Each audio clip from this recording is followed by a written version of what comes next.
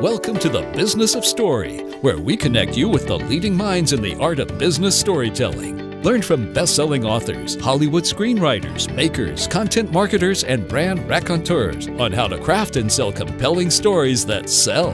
The Business of Story is brought to you by Oracle Marketing Cloud, helping businesses use the latest marketing technologies to tell their stories and connect with their customers. Emma, which provides innovative email marketing tools and services that drive brilliant results. Act Content Management Software, organizing all your prospect details in one place so you can prioritize your day and market more effectively. And by Convince and Convert, digital marketing advisors and counselors to leading brands and organizations worldwide. Convince and Convert helps you gain and keep your customers online. Here's your host, Park Howell. Hey everyone, welcome back to Business of Story. My name is Park Howell and I am delighted that you are here today. And like every week, I am bringing you yet another fascinating voice in the industry of business storytelling. Today, we reach clear across the big pond back over into London, and we invite into the program Sam Knowles. Sam has been in the advertising business for about as long as I have, about 30 years. And 3 years ago, he started his own firm, Insight Agents. It's a brand marketing consultancy and storytelling shop in London, and he's doing work with international brands, and he's got a really fascinating background. He's had some really stellar growth, but he has done like so many of you have done out there. He created an inciting incident in his life, and right about the age of 50, he decided, even with a growing family, that he had had it with the corporate world and working with other folks, and he reached out, stepped out on his own hero's journey, and began Insight Agents. So I thought he was the perfect test subject for the story cycle process. I sent him our 10-step process and I said, hey, Sam, can you take us through it so you can show us how story is an absolute fractal? Take us through the process of how the story cycle is played out in your life, in your new adventure with Insight Agents, how it's played out in your brands and your customers' lives, and even within some of the work. So today, for the first time, you are going to actually experience and see how the story cycle plays out, allows you to pull your content together around a story, organize it in these 10 steps, and then tell a story in any way you like, providing you have this content within that story, and you will be amazed at how you will connect with audiences and move people to action. Sam's going to take us through that today. And you know, what better guy to do it? Sam also has a PhD in experimental psychology. So, I mean, he's perfect for me because I'm experimenting on my psychology every day, I think. So in a minute, we'll start with Sam. But before we do that, I want to give a big shout out to a good buddy of mine. I've known this guy since the third grade. We grew up together in Seattle, and he has just been an amazing person in my life. His name is Paul Herrick, and he's an audiophile. The great thing about Paul, he's a maker and an audiophile. So he's been listening to my podcast. He's been enjoying the guests and the content, but he was beating me up on my audio quality. So what does he do? On my birthday, which, by the way, happens to have been and is Valentine's Day, so now that you know, you can send me cards, gifts, money orders on Valentine's Day from here on out. That'd be awesome. But what does Paul do? Paul sends me about $400 in gear, in audio gear, to amp up the quality of my podcast. I mean, what a great friend, and it's kind of his way to be participating along because he critiques them as he goes. I get great insight and reviews from him. But I got to tell you, he sent me a Shure SM7B microphone, a Focusrite Scarlett 2i2 amplifier. I know I'm geeking out here a little bit. And then he put it all together with a Cloudlifter mic activator, which gives us a little bit more oomph. Turns out I found out that Cloudlifter is actually built down in Tucson, just down the road from us here. So it's very cool, and I just want to say thank you, Paul, and I hope you all are enjoying now the quality of this program, because this is the first show that I've used this new gear on it, and it's just so exciting to have it.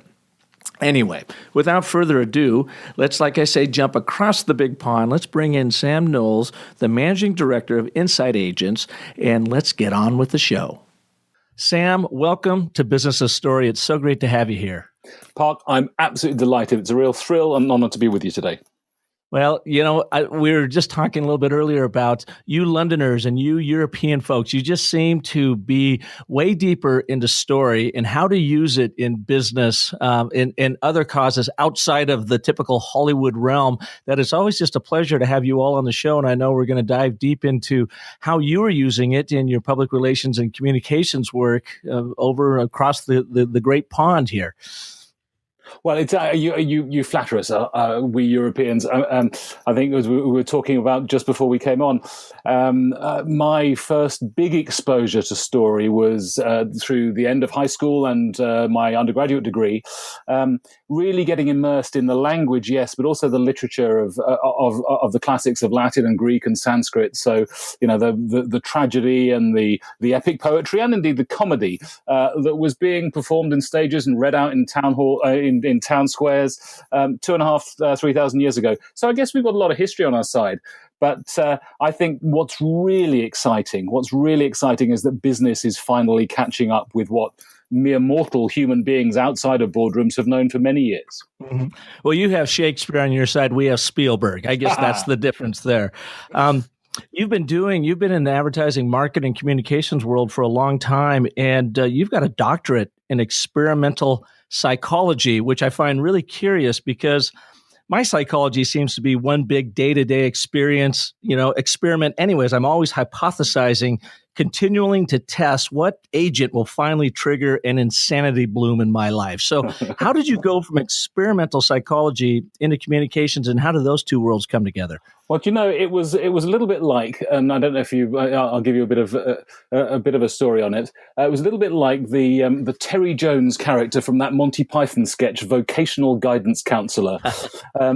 In went Michael Palin to see that. I think he went and he said, "I want to move from accountancy into lion taming," and he ended up eventually moving from accountancy to lion taming via banking. Now, you'll see the relevance of that very shortly. I plunged into the communications world after my initial studies. I kind of stumbled into PR.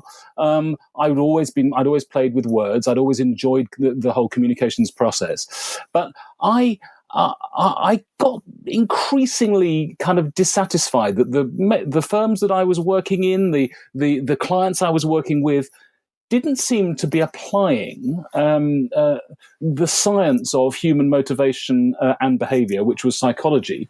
I didn't want to bring a scientific angle to my work necessarily, but psychology has been around for a bit. Freud's nephew, Edward Bernays, wrote that little book Propaganda back in 1928, effectively creating the public relations business. Why weren't more people, both clients and agencies, applying the principles of psychology to building communication? Because communication, I'm a rationalist and I'm a simplifier. I don't know about you, Park. For me, communications is about changing the way that people think about things and what they do. You either do more of it, you do less of it, you do a lot more, you cut down. That's what communications is about, and psychology understands about that. So after a dozen years of working in in-house roles and also in agency roles, I went back to school. I'd always been interested in psychology and language, and I went back to school and studied first of all for a master's in experimental psychology. I didn't really know what experimental psychology was. I quickly found out it was very mathematical, very, very, very, very scientific. Not at all the fluffy science that it's sometimes portrayed to be. I became a behavioral and experimental psychologist. I tested people for all sorts of things during the course of my doctorate.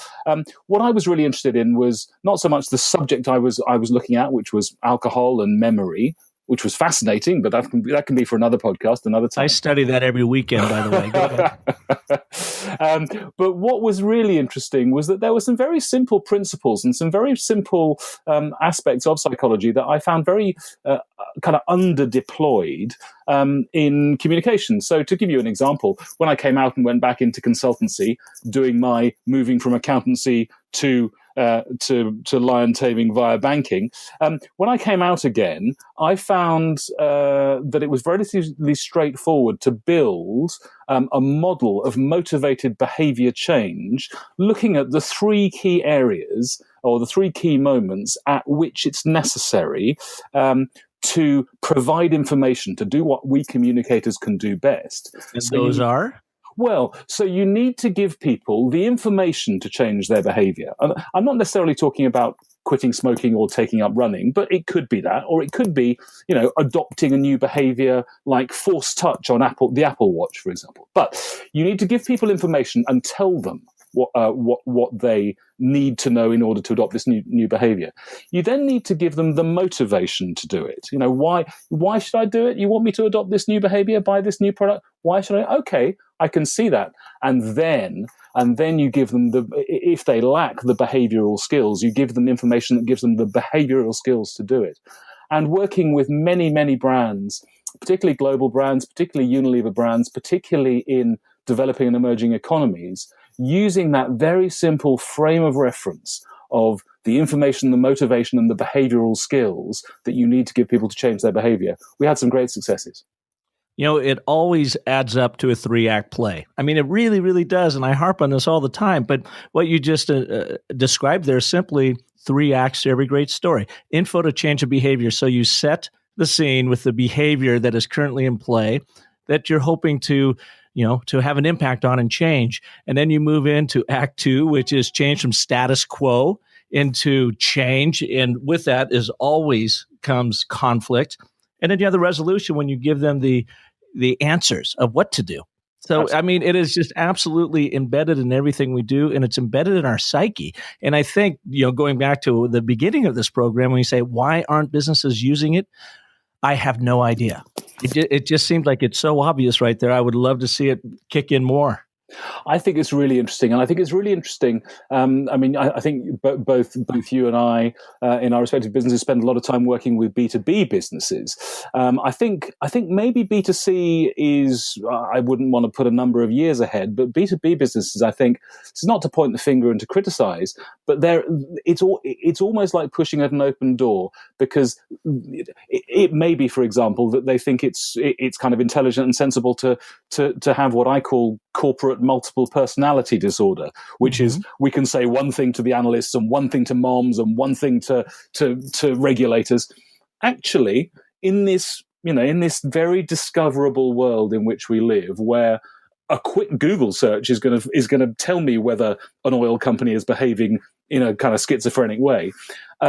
I think that B2B businesses do that very much more than B2C businesses, that they tend to be less aligned. But it's like pushing an open door, because when you point it out, and it's quite straightforward to point out different communication registers for different audiences, they realize that they're not being authentic. They realize that they're not being true to what they stand for as a business. And then you can very quickly, I think, start the conversation about purpose-led marketing, the Simon Sinek start with why approach, and so on and so forth.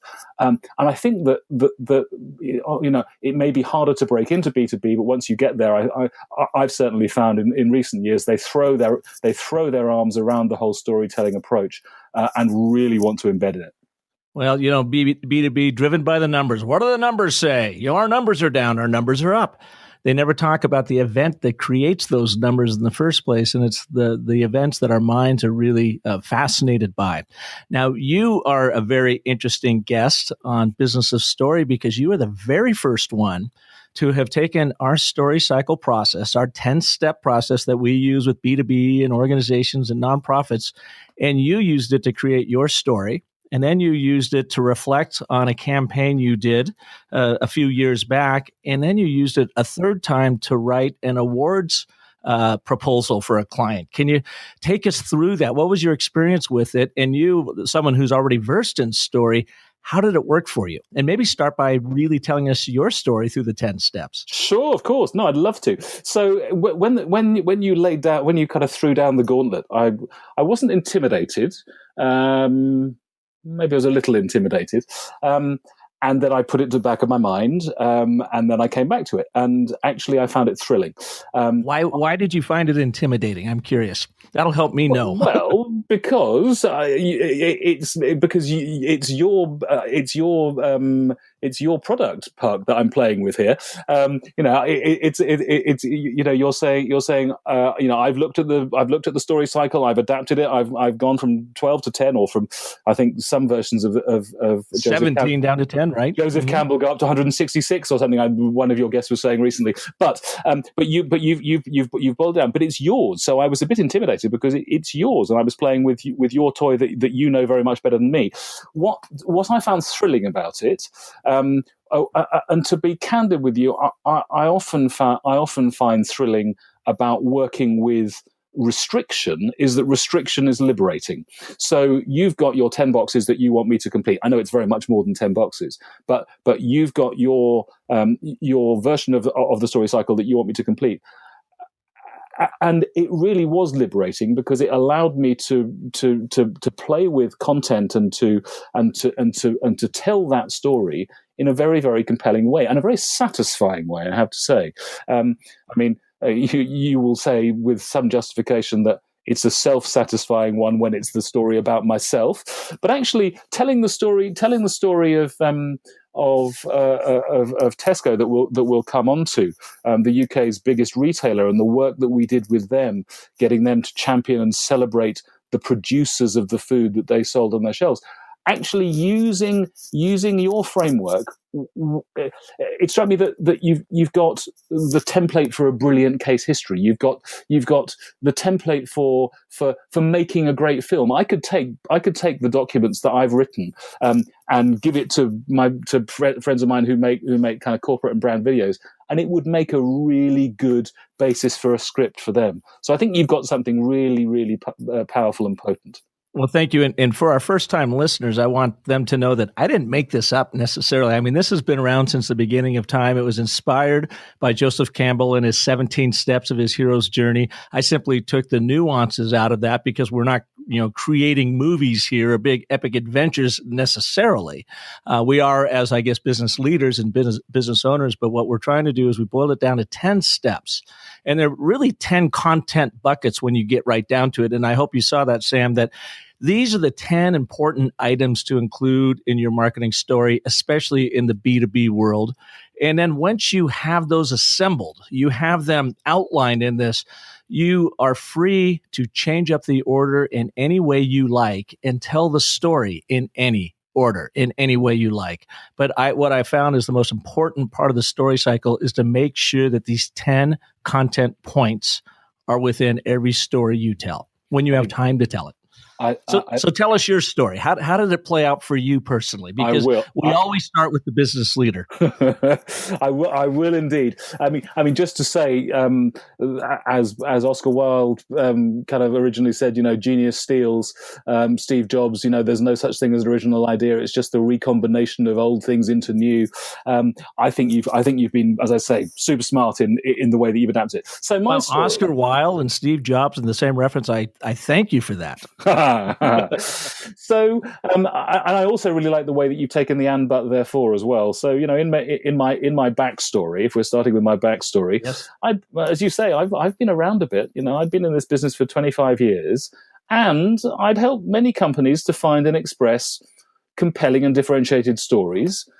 And I use the tools of strategic planning, and I was always labelled in agency as being, he's one of the strategic ones, as if that was either something good or not something bad. I'm just able to do that Where's Waldo bit, but I'm a planner. I can see lots of data, and there he is. He's just sitting over there, just next to the hay bale.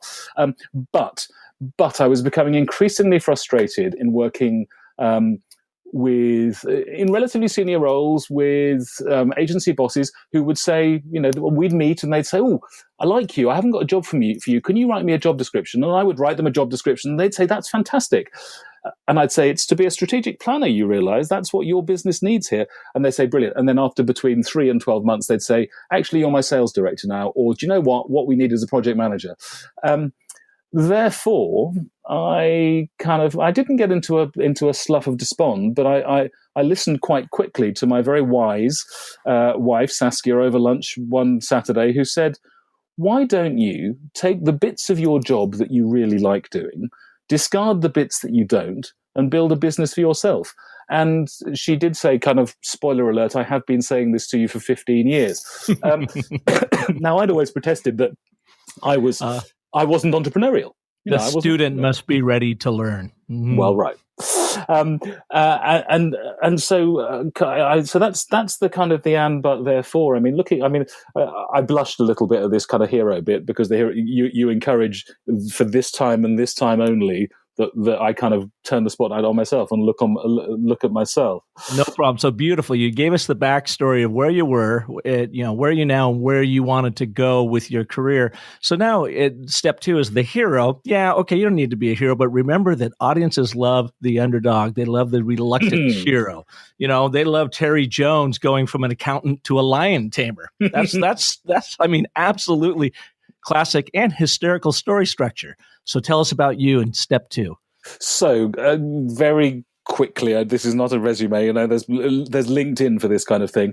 But I'd always written a lot. I'd always enjoyed words. I did this degree in classics and majored in linguistics and philology. And then I stumbled into communications. And as I mentioned, I'd kind of got a bit frustrated by the lack of the appliance of science, the lack of psychological rigor being applied to communication. So I dashed back into academia. I come from a very academic family. I had nephews and nieces younger than me who had doctorates. So I had to exercise that demon. Went back into school, did experimental psychology, and then two things happened there. One was to get a greater kind of academic informed understanding of human motivation and behavior. I then took that out when I went back into consultancy. And two things happened. One was to be able to apply the principles of psychology, mentioned those before, in building models of motivated behavior change. The second, and this was, pure serendipity of timing, this was 2004, so data and big data was beginning to become quite important in communication, and the ability not to be intimidated by large amounts of data, and also to be able to find stories through data. I completely fell in love with storytelling. Now, to storytelling with data, using data to tell stories. Now, my viva, my oral examination and defense of my doctoral thesis, was great fun, and I enjoyed it. And it was 3 hours of two people who probably two of the only people in the world who were ever going to read my thesis, apart from my supervisor and my family. They said, just before we start, we just want to tell you that between us, we've examined 160 doctoral theses over the years. And without doubt, we both agree that this is the least jargon-filled, most readable story with a compelling golden thread we've ever read. And I thought, I don't care if you call me doctor after this. What I care about is what you've said. That makes this whole journey of wading through, hundreds and thousands of lines of code and data to tell a story. You tell me I've told a story based on all of that. That's amazing. So that was the highlight of my 3 years. Those 60 seconds. But actually, I took the ability to be able to look at big data sets. And if you think of, mapping a conversation landscape in social media today, which is what, all of us are having to do day in, day out, I take that kind of researcher's ability and that researcher's nose for finding what's in the words of the fantastic book, what is the signal and what is the noise. So that was incredibly useful. I went back, as I say, into a number of consultancies. I found myself writing job descriptions 2 or 3 times. I built planning functions in agencies. I used my data nose, but actually, it wasn't until I listened to my wife just coming up for 3 years ago, and did take her, spoiler alert, that I was able to really do this, and to do this to my terms, I guess, rather than to others' terms. So to your terms, what's at stake in your story, moving on into section or chapter 3 of the story cycle? So what's at stake? I mean, here I was approaching 50, and I was in a series of well-paid jobs, and I was jumping out voluntarily, and I had no promise of work, and I had a family to support, and I'm not, playing violins here, but I had a family support and a modest lifestyle to support.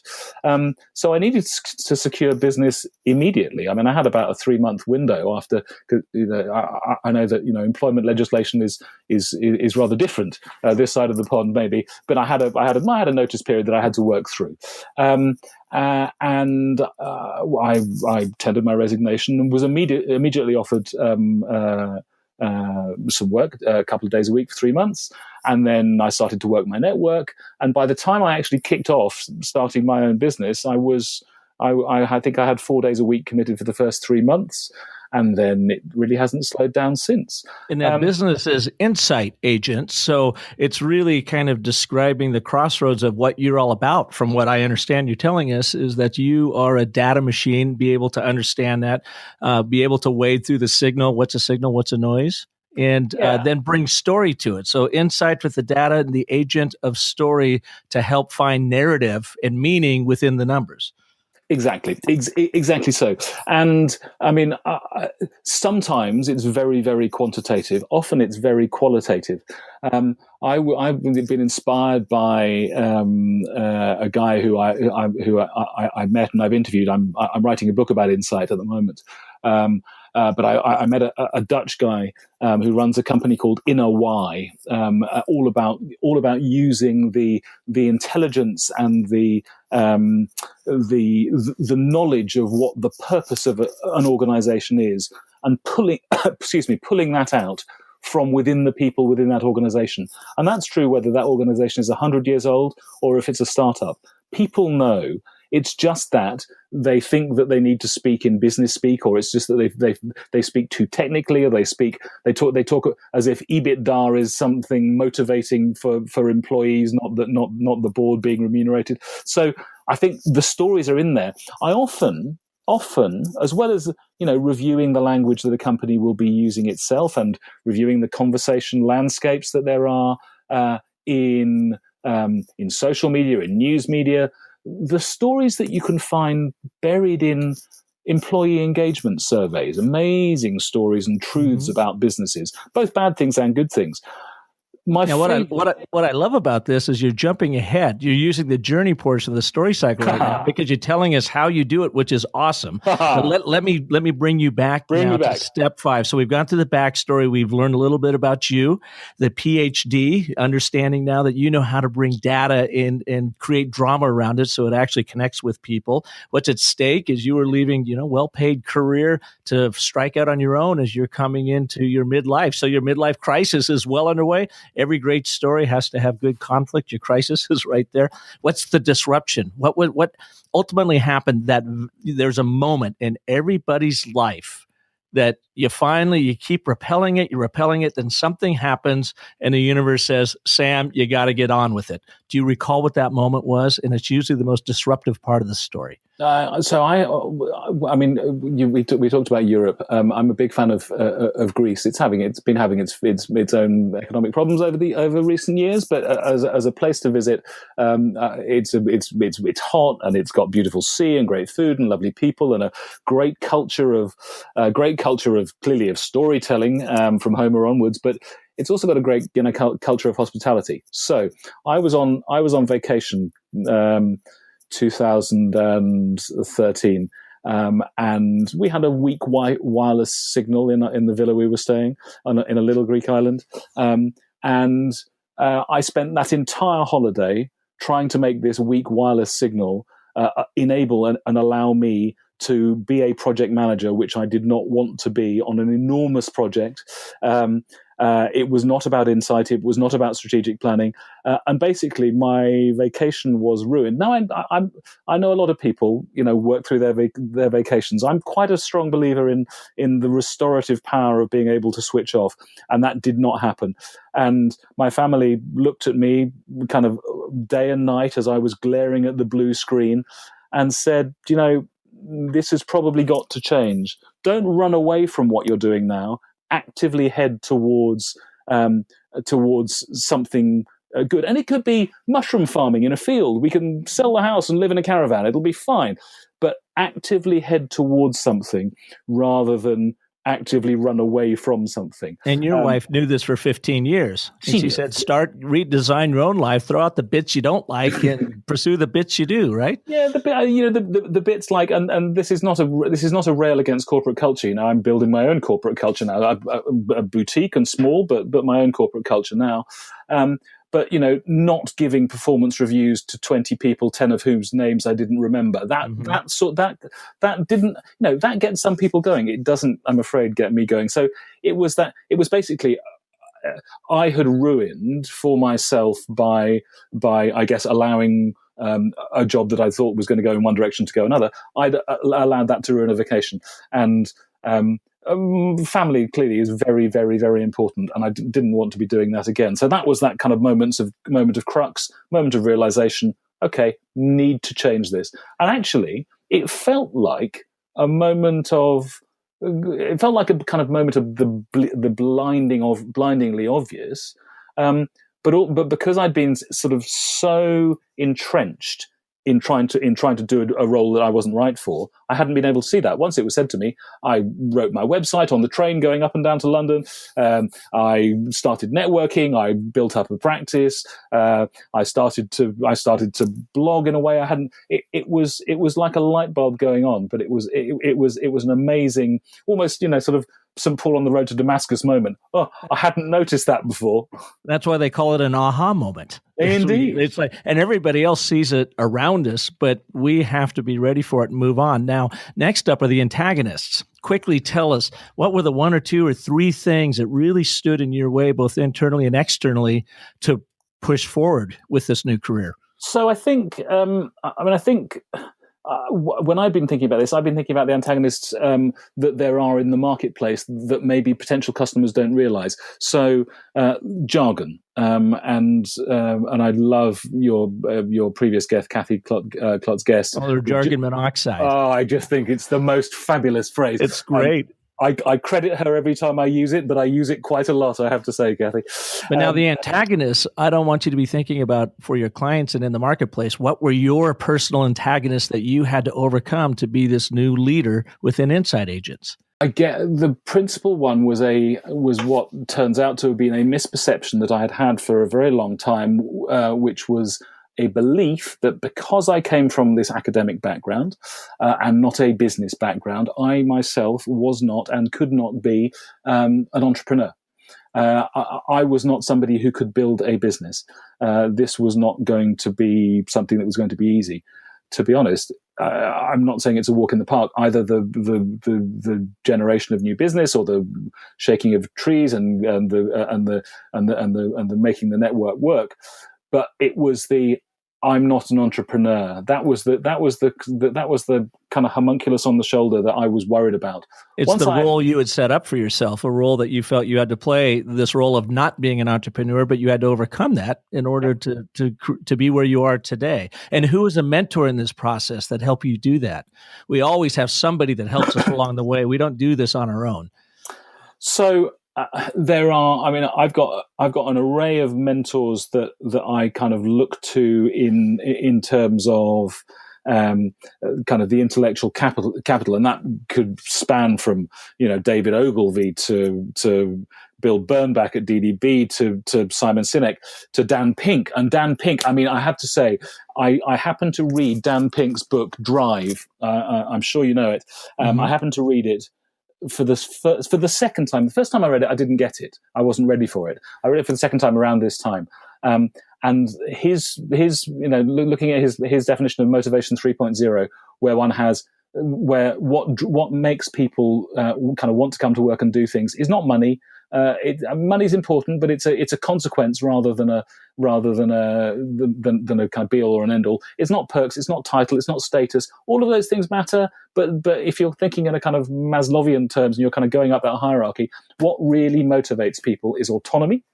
That doesn't mean necessarily being the boss, but the freedom to choose what you do, mastery, and purpose. And this point about purpose, I finally got it. I think I read that book about once every 2 or 3 months.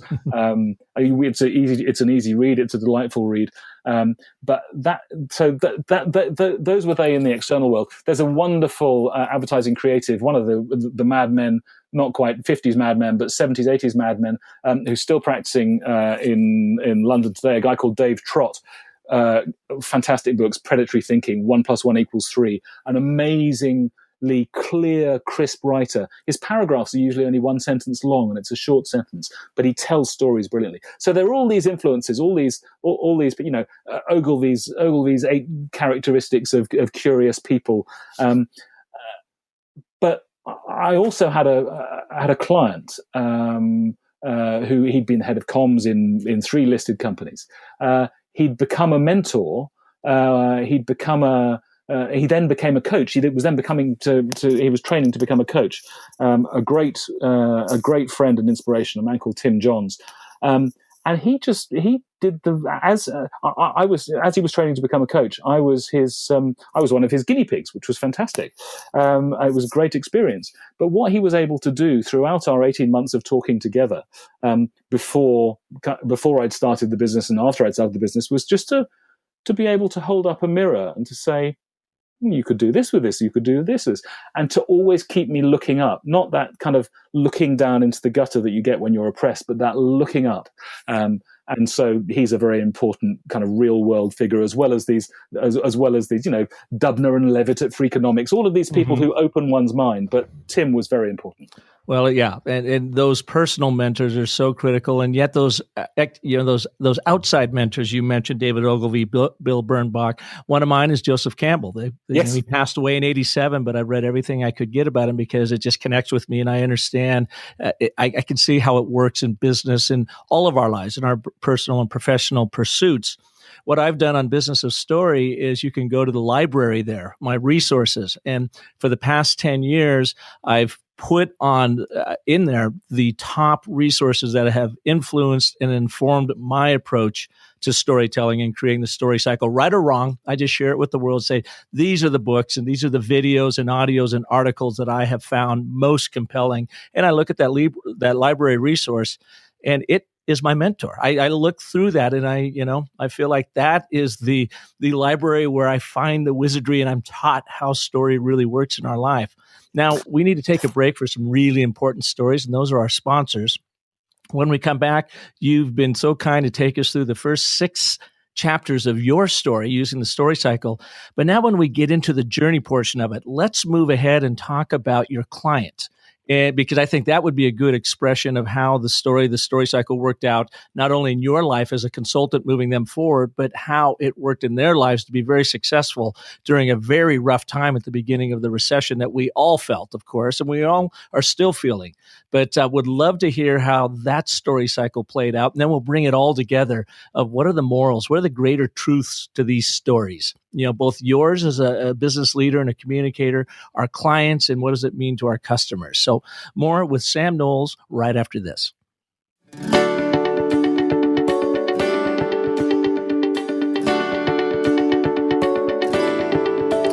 Keeping your client information up to date can feel like a Herculean task. ACT superpowers your relationship management so you can get back to saving the day.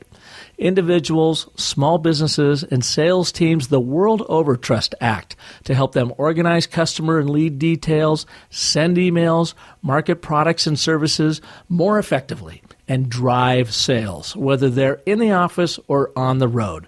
Now, discover how ACT can help you by signing up for a free trial at actstory.com and sign up for that free trial today. Hey, I've got a question for you. What's the best call to action button color on your website? Yeah, you probably didn't see that one coming, did you? Well, what's the best shape and sizes of your CTA buttons? And what copy gets more clicks? These questions have interrupted my sleep patterns for weeks now, until I downloaded a helpful new email marketing guide from Emma called Why We Click, the Psychology Behind a Great Call to Action. You'll learn how applying just a little bit of brain science can transform your CTA buttons into small but mighty conversion powerhouses. It covers the button color, copy, and placement that helps skyrocket click rates. Check it out at myemma.com/click. You know, Emma helps marketers everywhere send smart, stylish email newsletters, promotions, and automated campaigns, and help us all rest a little easier knowing our email marketing is doing its job. So check out their new publication at myemma.com/click. Welcome back to Business of Story, and our guest today, Sam Knowles, the Managing Director of Corporate and Brand Storytelling Consultancy, Inside Agents in London.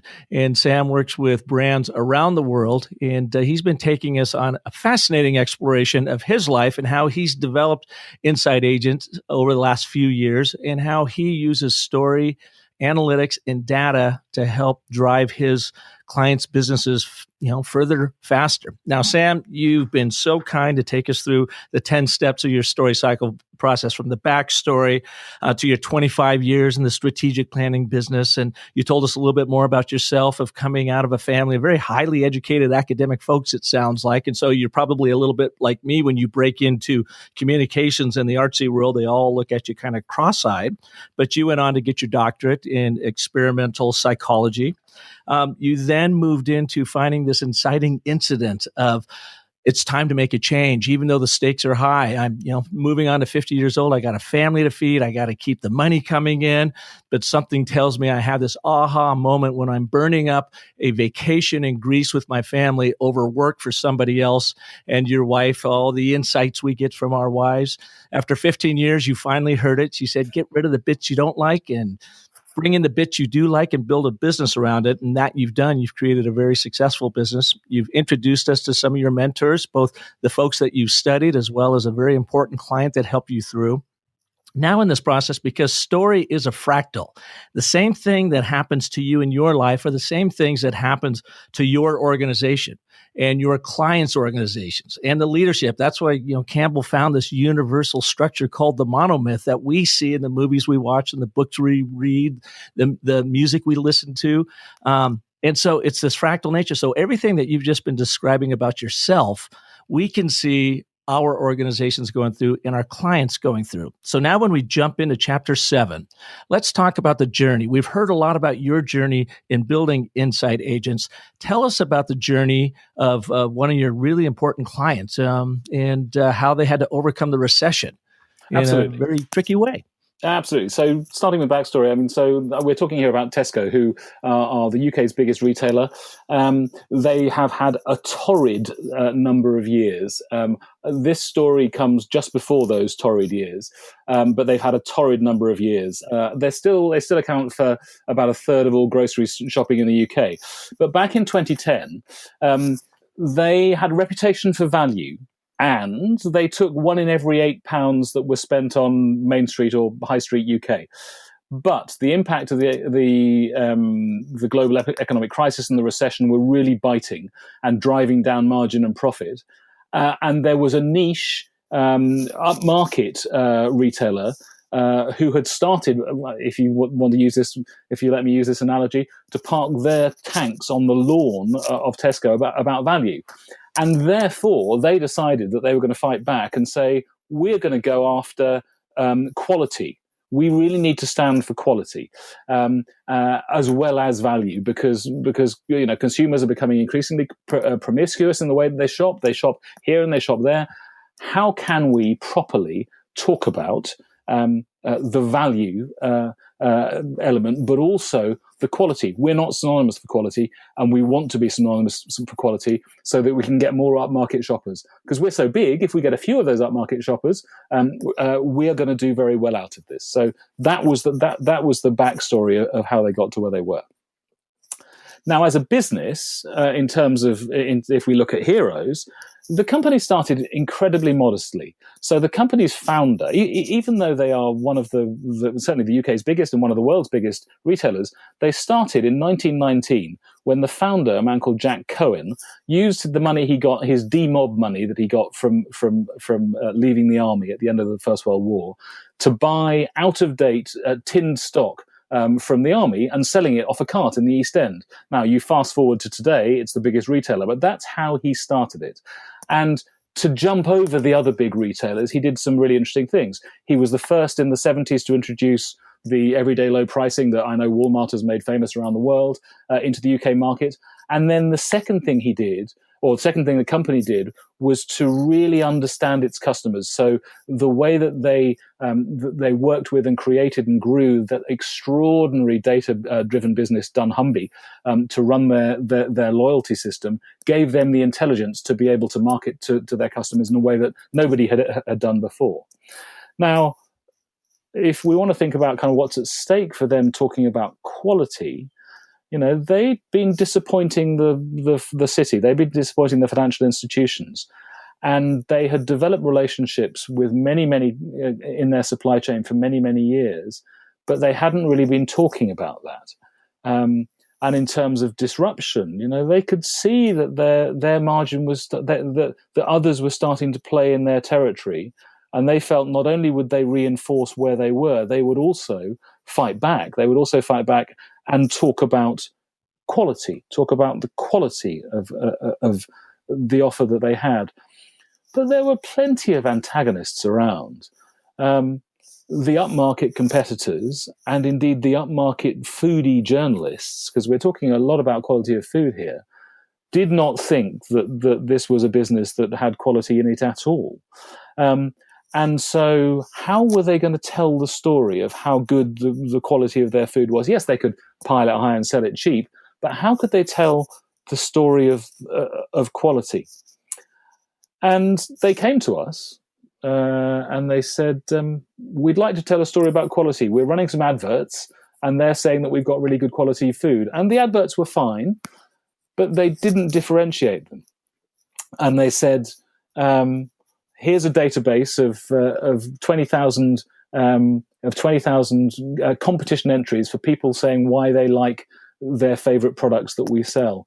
Anything you can do with that? So we went away and looked at the data and analyzed it and found that there was some we did some linguistic analysis, we did some frequency of word analysis, and we found some very, very common themes that were coming through. We found that British consumers liked British products. It's not a kind of Little England or Little Britain, but they wanted products that were grown and produced, animals that were reared, fruit and veg that were grown, bread and cakes that were baked in the country. That was one important cue. Freshness was very important. So there was a lot to be said about getting produce from farm gate to store quickly.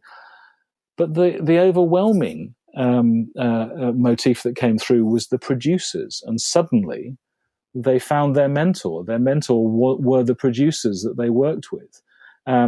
That they made this amazingly high quality product, and that these producers had grown from being maybe mom and pop farms to being multinational, multi-billion-dollar businesses. But that if we got the producers to tell the story, and we didn't say, hi, we're Tesco, we've got great quality food, but actually we told the Brussels sprout manufacturer story, or the craft lager brewer, or you can see where we're going. If we get the producers to tell a story, then we're going to be able to tell a very much more powerful story, and we're going to be able to tell the story of our business as well. And that's an interesting point to make right there. Again, another examination of how stories are fractal. So when you're looking at the story cycle, you're thinking about the mentor in this case. You are the mentor. Insight agents are the mentor to Tesco. You're helping them get their story together and pull it together. So in your eyes, they're the hero of this journey for the time being as you're pulling their business story together. Then you mentioned that the producers became the mentors in a way to Tesco, but they're really the lever. When you tell the producer's story, you're now putting the producers front and center. They are the hero of that particular journey, all with the vision of the stories that are ultimately being consumed, pardon the pun, by the audience, by the Tesco customers. And I think that's what you're talking consumer, business to consumer here. And I think that's what gets lost on the B2B mind, the professional services firms, is they think they're selling to businesses. and not to people. And so therefore, they always put themselves at the center of the story versus putting that business person at the center of the story. So this is just a beautiful examination of how you are the mentor to Tesco. Tesco is the mentor to their consumers, and they use their producers, their produce suppliers as the theme for the story to let them tell the story around Tesco. So Tesco's not out there pounding their chest, but they are simply the vehicle to bring this fresh, good, British, locally grown produce to the customer. And that's what they ultimately want on the customer journey. Exactly so. And I mean, you could say to me, you could unpick it and you could say, do you know what? This just sounds like a third-party endorsement campaign. Actually, it was a transformative way of talking about products, because and one of the brilliant things it was able to do was to take some misconceptions that there were about the business and really address them front and center. So, there were misconceptions about the quality of the products. They can't be that good because they pile them high. Actually, suddenly, when you do put the products and the producers front and center, journalists and bloggers increasingly they're surprised. It comes from here? Wow, that's so you're able to challenge that misconception. You're able to challenge the misconception about the nature of the relationship between a retailer and its suppliers. I think it's true the world over. The feeling is that the retailers hold all of the whip card, or all of the best cards. They hold the whip hand, and that they screw their suppliers for margin. Actually, we were able to get there was no need to ask the producers to say it isn't like this. They were volunteering. Our business has grown from 2 farms to 30 farms, or we now have 4,000 head of cattle when we started with 40, and it wouldn't be possible if we hadn't brokered this relationship. And then the other thing, and I know that we're a bit more kind of woolly liberal this side of the pond, but the other thing it was able to challenge, the other misconception it was able to challenge, was that the tallest poppy, the biggest player in the market, that big was bad. Actually, you could see that only a business of this unique scale and reach was able to have this type of impact working with producers. So there were some myths and some legends, if you like, that had dogged the company for a long time. And using smart public relations and blogger outreach, we were able to not lay those to rest for all time, but we were able to fight back for them. Well, Sam, you said something earlier too, and I heard even just a hint of apology in your voice that you said, well, it was just kind of a testimonial campaign.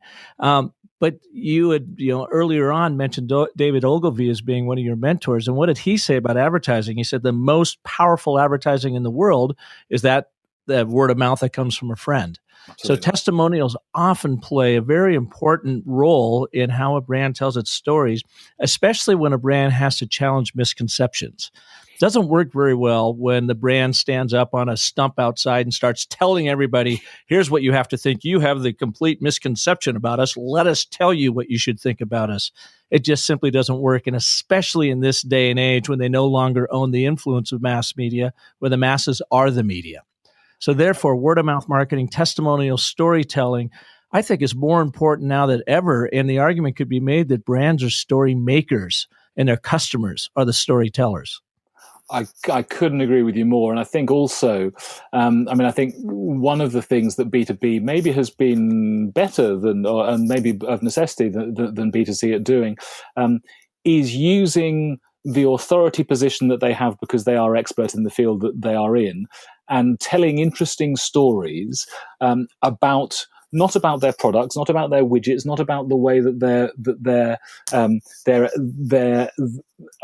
what they are selling day to day is transforming the life of business. That's important, and there's a role for that. But actually taking the stand and creating compelling content about the issues that matter to their customers, so their customers sit up and take notice. I always talk about it as being the cocktail party rule. If you want to be interested, if you want to be boring, talk about yourself. If you want to be interesting, talk about the things that are of interest and are of passion to those that you want to influence.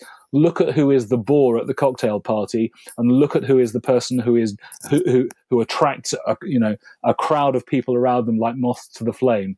They are not the person. The moth to the flame person is not the person who is talking, saying, "Look at me, let me tell you about myself." They are telling an interesting and compelling story.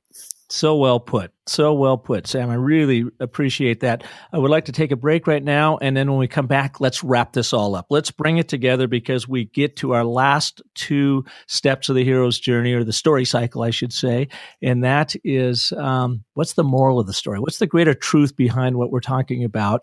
And then to be continued, what's the brand ritual? Now, in your life, of course, the ritual is to bring in more clients to keep doing what you do so that you can enjoy all that wonderful family time with your family and vacation time. But the rituals for our brands that we represent, and ultimately the ritual for the customer. How do we empower their lives, give them a ritual and a habit that's good for them and helps propel them on their journey? So let's wrap that up when we get back right after these messages. Hey, if you like what you're hearing here on Business of Story, then you are going to love Definitive, the email from Convince and Convert that many marketers say is the most useful resource around. Each day, the team at Convince and Convert picks a topic and sends you the 3 best resources ever created about that topic. It's topical, it's timely, it's useful, so go to definitivedigest.com and subscribe for free right now. To tell effective business stories means to truly understand your audience, beckon them in with a story they care about, convert them into a customer, and then nurture that relationship for lifelong brand bonding. That's not always easy to do, but marketing automation has made it easier than ever. The challenge is, how do you take all that data and turn it into drama? Well, the marketing gods over at Oracle Marketing Cloud have done that for us. They've created this easy-to-read and easy-to-digest guide called Marketing Automation Simplified Guide. It offers an introduction to the 5 tenets of modern marketing and breaks down the tips marketers need to know to automate and optimize. This includes data in targeting, email marketing, lead nurturing, lead scoring, content marketing, and sales enablement. So to get your free Oracle Marketing Cloud guide, Marketing Automation Simplified, go to bit.ly/Oracle Automation. That's bit.ly/Oracle Automation, and start getting your brand story straight. Welcome back to Business of Story. And our guest today, Sam Knowles, who is the Managing Director of Corporate and Brand Storytelling Consultancy, Inside Agents in London. Sam, it's just been so much fun having you here today, and I think probably personally for me, because we really have had a chance with you to dive into the intricacies of the story cycle process and how you can bring stories together in a very pragmatic, intentional, and I might say proven way, a way that's been proven since the beginning of time. So we've heard about your story. We've heard about Tesco's story. How do those 2 stories come together in your life? And what is the moral, the greater truth found in these stories? And let's talk about ritual. How do you use this to build ritual in your customers' lives? So, the moral of the story is an interesting one. I'm not for one single second saying that I think that everything that came before was irrelevant. Actually, everything that came before was incredibly relevant. If you go back to my wife's wisdom about take the bits that you like and don't take the bits that you don't like. So take the bits that you're good at and that clients like you to do.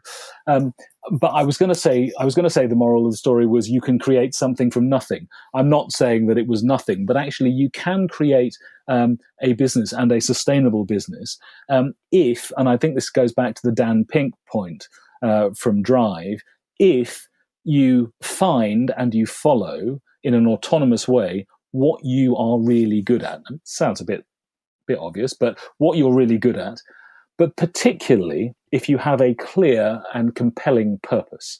And I think, I can't remember when I first saw the Start With Why TED Talk, but It took 2 or 3 viewings before I completely got it. But actually, having a purpose of getting rid of jargon, of enabling and empowering companies to communicate authentically and consistently and coherently, so that they can be better, more successful businesses. Using the power of language, allowing and enabling companies to tell stories in a way that is going to be net positive for their businesses. That's just thrilling. I don't know. I'm not, as you can. I've already revealed my age, but I'm not Generation Z. I'm not a millennial. I don't necessarily want to save the world. I'm not saying that all millennials do, but I don't want to save the world. That's not my purpose. My purpose is very clear. It's about helping companies to communicate more effectively. I've done that really through everything I've always done, but now it's more direct. Now we're closer to the levers of establishing the brand language and empowering and giving the leaders, and indeed, in fact, everybody in a business, the tools, the permission, and the confidence to engage on the story that they can and should tell.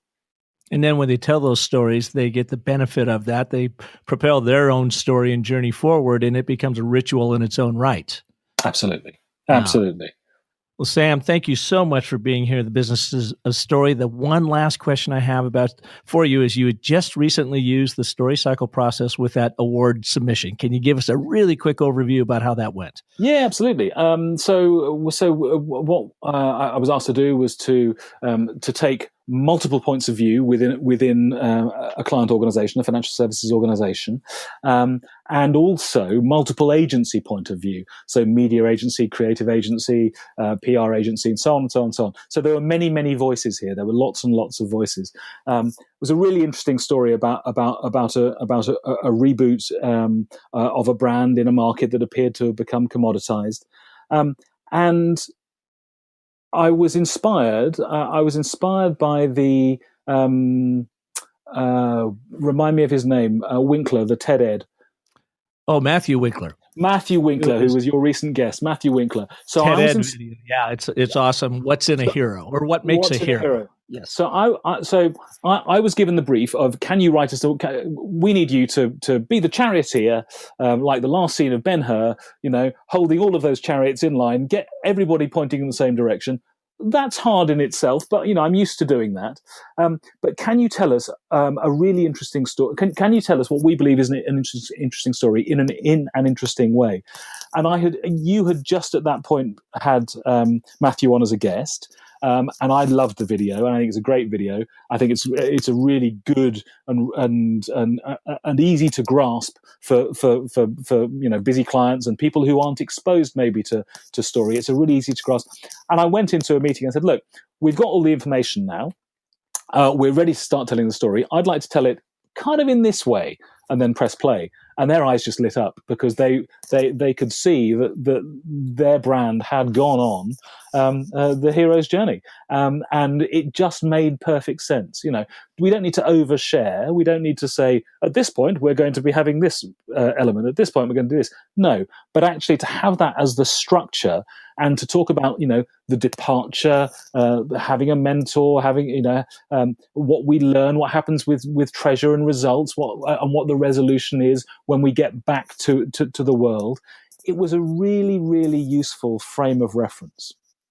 No, that's great.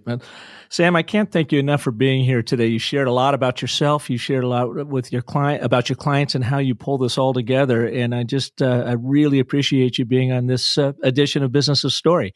It's been an absolute pleasure, Park. I've been listening to your podcast since you started, maybe 2 or 3 weeks after you started, and the prospect of actually being on it is completely thrilling. So I'm delighted. Thank you for your time. Well, thank you, Sam, and thank you for all you listeners out there tuning into Business of Story. And just wanted to remind you that I'll be doing a digital storytelling workshop on April 17th, Sunday, in San Diego at Social Media Marketing World. I hope to see you all there. And if you like what you're hearing on the program, please go to iTunes, give us a rating on that, leave a comment. And here's what I'm going to do for you, because I know that's sometimes a hassle. Get there, leave a rating, leave a comment. And for the next 10 people that do that, when this show airs, I will select one name and reach out to you and offer you a 1-hour story consultant. We can do it over Skype. We can do it by telephone. If you happen to be in Phoenix, Arizona, we can do it in person. But that would be my thank you to you if you go on and give us a rating on iTunes. And join us again next week when we have another amazing guest on Business of Story. Until then, if you're looking for storytelling tools, you want to visit my library of resources, or just find out more information on some of our other guests on the podcast, please visit businessofstory.com. And if you have any questions for me or insights on the show, shoot me an email at park@businessofstory.com. Thank you again for listening. And until next week, have a wonderful life. Thanks for tuning in to The Business of Story. Don't forget there are terrific free storytelling resources for you at thebusinessofstory.com, where you'll also find the complete show archive. The Business of Story is sponsored by Oracle Marketing Cloud, Emma, ACT, and by Convince and Convert, and is produced by Convince and Convert Media. Find more great shows like The Business of Story at marketingpodcasts.com, the first search engine for marketing podcasts.